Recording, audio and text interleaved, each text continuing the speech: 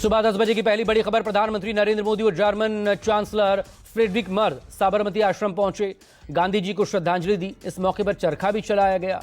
कुछ ही देर में Germany chancellor Friedrich Merz और पीएम मोदी की बैठक होगी। रणनीतिक साझेदारी की प्रगति पर समीक्षा होगी। साबरमती रिवर फ्रंट पर अंतर्राष्ट्रीय पतंग फेस्टिवल में भी दोनों शामिल होंगे।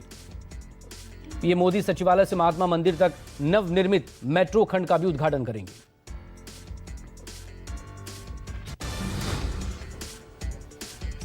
प्रधानमंत्री मोदी आज राष्ट्रीय युवा दिवस के मौके पर विकसित भारत यंग लीडर्स डायलॉग 2026 के समापन सत्र को संबोधित करेंगे। यह कार्यक्रम दिल्ली के भारत मंडपम में आयोजित किया जा रहा है। सत्र में करीब 3000 युवा शामिल होंगे, जिनमें अंतर्राष्ट्रीय युवा प्रतिनिधि भी शामिल हैं। पीएम सीधे युवा नेताओं से संवाद करेंगे और उनके विचार भी सुनेंगे।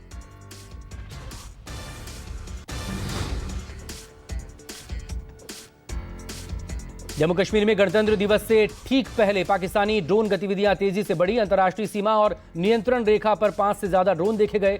सुरक्षा एजेंसियों के मुताबिक इंटरनेशनल बॉर्डर और एलओसी के अलग अलग इलाकों में कुल 5 ड्रोन देखे गए। जानकारी के मुताबिक ड्रोन दिखने की सूचना पुंछ, नौशेरा, धर्मशाला, रामगढ़ और पराग क्षेत्रों से सामने आई है। सेना ने कार्रवाई करते हुए ड्रोन पर फायरिंग भी की। इसे लेकर सुरक्षा बल भी हाई अलर्ट पर है।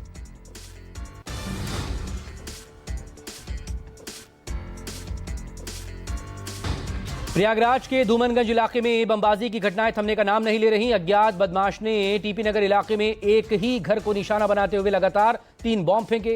पूरी वारदात पास में लगे सीसीटीवी कैमरे में कैद हुई।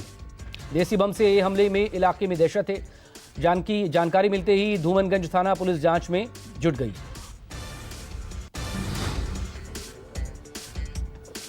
कांग्रेस के वरिष्ठ नेता और पूर्व मंत्री मणिशंकर अय्यर ने एक बार फिर से बड़ा बयान दिया।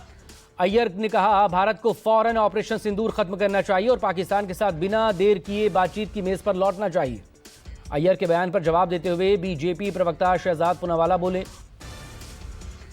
कांग्रेस को इस्लामाबाद नेशनल कांग्रेस कहा पूनावाला ने, और कहा कांग्रेस बार बार पाकिस्तान को क्लीन चिट देती है, आतंकवाद के खिलाफ सख्त कार्रवाई का समर्थन नहीं करती।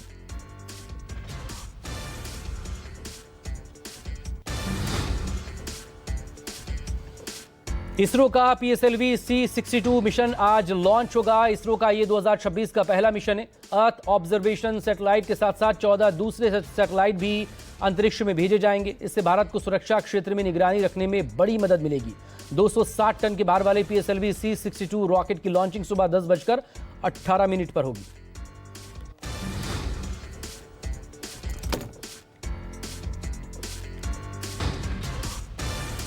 आईपैक मामले में ईडी की तरफ से दायर याचिका पर आज सुप्रीम कोर्ट सुनवाई कर सकता है। ईडी ने पश्चिम बंगाल की मुख्यमंत्री ममता बनर्जी पर जांच में हस्तक्षेप के आरोप लगाते हुए याचिका दाखिल की है। ईडी ने याचिका में पश्चिम बंगाल सरकार और मुख्यमंत्री ममता बनर्जी पर जांच में हस्तक्षेप और रुकावट डालने के आरोप लगाए हैं। मामला राजनीतिक परामर्श कंपनी आईपैक और उसके निदेशक प्रतीक जैन के ठिकानों पर छापे से जुड़ा हुआ है, जो कोयला तस्करी घोटाले की मनी लॉन्ड्रिंग जांच का हिस्सा है।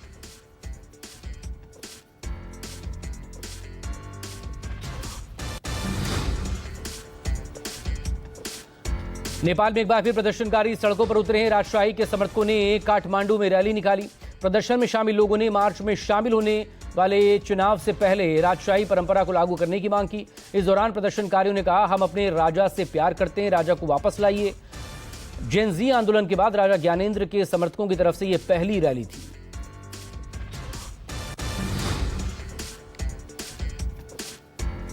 दिल्ली में कल इस सीजन का सबसे ठंडा दिन रहा। आया नगर में सबसे कम 2.9 डिग्री तापमान रिकॉर्ड किया गया। पालम में 3 डिग्री, लोधी रोड पर 4.6 डिग्री। वहीं दूसरी तरफ राजस्थान में -2 डिग्री और उत्तराखंड में -16 डिग्री तक टेम्परेचर रिकॉर्ड किया गया। उत्तराखंड के पिथौरागढ़, चमोली, उत्तरकाशी और रुद्रप्रयाग में पाइपलाइन का पानी जम गया। मध्य प्रदेश के ज्यादातर जिलों में रात का तापमान 10 डिग्री से नीचे है।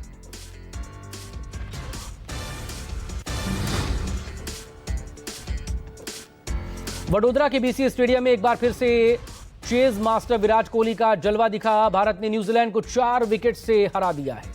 शानदार जीत रही भारत के नाम। हालांकि कोहली अपना शतक पूरा नहीं कर पाए। न्यूजीलैंड से मिले 301 रनों का लक्ष्य का पीछा करने उतरी टीम इंडिया की शुरुआत खराब रही, लेकिन कोहली ने क्रीज पर आते ही तेजी से रन बटोरे और टीम को जीत तक पहुंचाया।